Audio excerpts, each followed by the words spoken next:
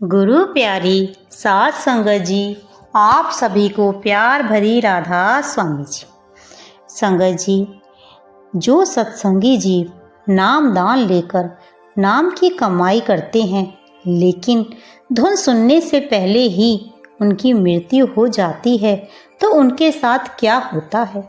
क्या उन्हें दोबारा मनुष्य जन्म मिलता है, या किसी अन्य योनि में जन्म मिलता है, या किसी ऐसी जगह जन्म मिलता है जहाँ नामालिक के नाम की भक्ति ही ना हो?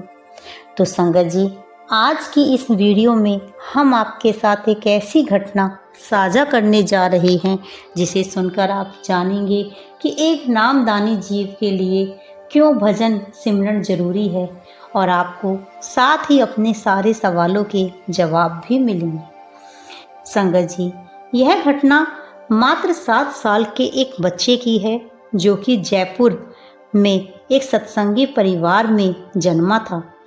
संगत जी, इस बच्चे की उम्र भले ही 7 वर्ष थी, लेकिन यह बाकी बच्चों से बिल्कुल अलग था।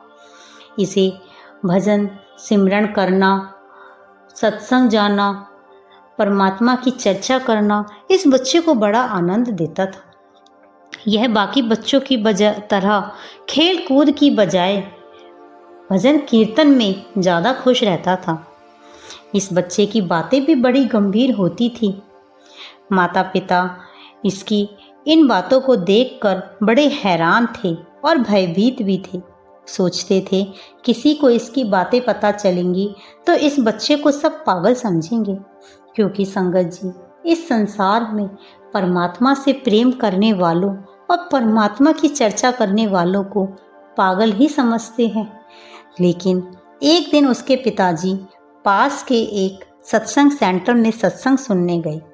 वहाँ उनकी मुलाकात एक सत्संगी से हुई, जो कि बहुत कमाई वाले जीव थे और पुराने सेवादार भी थे। उन्होंने उनसे अपने बच्चे की यह बात साझा की। इस पर उन ना कमाई वाले सत्संगी भाई जी ने उनसे कहा कि यह कोई परेशानी की बात नहीं है, यह तो आपके लिए बड़ी खुशी की बात है, क्योंकि आपका बच्चा तो पिछले जन्म की एक पुण्यात्मा है, जो अपने पूर्व जन्म में अधूरे रह गए भजन सिमरन को पूरा करने आया है। वह व्यक्ति नहीं समझा और उसने जानने का आग्रह किया। तो उस सत्संगी भाई ने समझाया कि जब किसी जीव को नाम दान की बख्शीश सतगुरु दे देते हैं, तो वह जीव उसी समय से सतगुरु की छत्र छाया में आ जाता है, अर्थात उस जीव की संभाल स्वयं सतगुरु करते हैं। यहाँ बड़े महाराज जी ने भी कई बार कहा है कि भजन सिमरन कर लो, नहीं तो बुलडोजर से बांध के लेकर जाया जाएगा। तो वो यही बात कहते हैं, यही समझाना चाहते हैं कि एक बार जब सतगुरु किसी जीव को नाम दान दे देते हैं, तो वह उसकी मुक्ति का पूरी जिम्मेदारी अपने कंधों पर ले लेते हैं। स्वयं काल भगवान भी ऐसे जीवों से डरते हैं और उनका कुछ नहीं बिगाड़ सकते।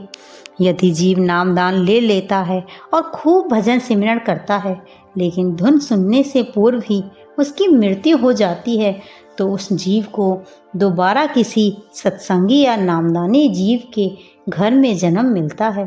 वह फिर से अपने अधूरे जन्म को पूरा कर धुन सुन कर परमात्मा से मिलाप करता है। लेकिन यदि कोई नामदानी जीव नामदान मिलने के बाद भजन सिमरन नहीं करता, तो भी उन जीव की संभाल सतगुरु करते हैं, लेकिन उस जीव को काफ़ी कष्ट और दुख उठाने पड़ते हैं, अर्थात बार बार जन्म लेना पड़ता है। जब तक उसकी नाम की कमाई पूरी नहीं हो जाती, परमात्मा से मिलाप नहीं हो जाता, सतगुरु उस जीव की संभाल करते हैं।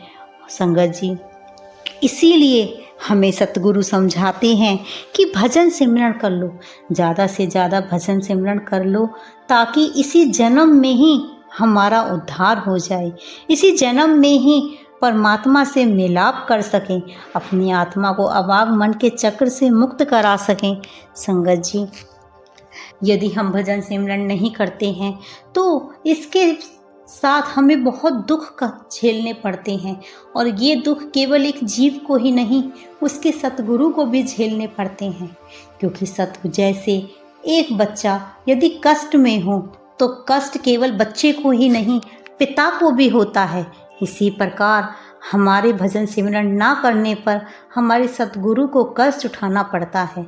यदि हम अपने सतगुरु से सच्चा प्रेम करते हैं तो हमें भजन सिमरन करना चाहिए।